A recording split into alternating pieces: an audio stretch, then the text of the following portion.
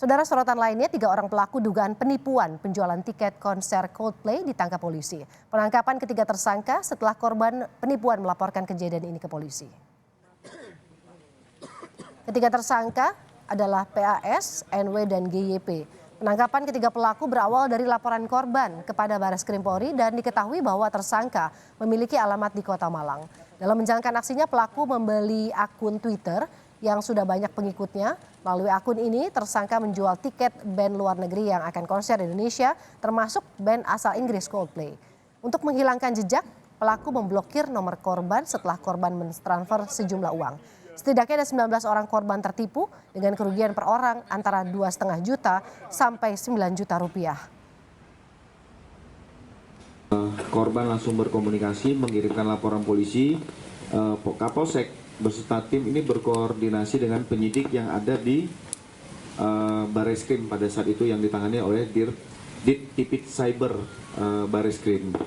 Pada saat proses lidik yang dilakukan oleh Polsek Beringin beserta tim, sehingga jelas sudah mengamankan 3 orang yang diduga melakukan tindak pidana penipuan dan penadahan terhadap penjualan tiket Coldplay.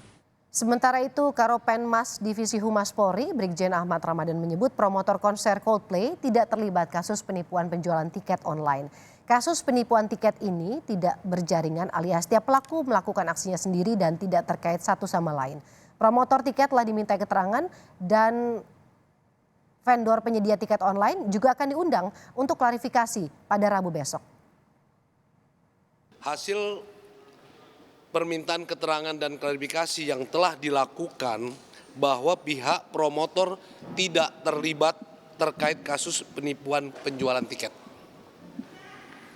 Saya ulangi, hasil permintaan keterangan dan klarifikasi yang telah dilakukan oleh pihak Barreskrim bahwa pihak promotor tidak terlibat terkait kasus penipuan penjualan tiket.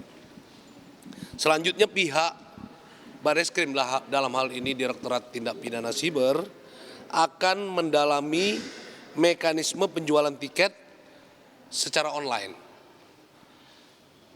dan akan mengundang atau meminta keterangan klarifikasi terhadap vendor yang ditunjuk oleh pihak promotor yakni Loket.com.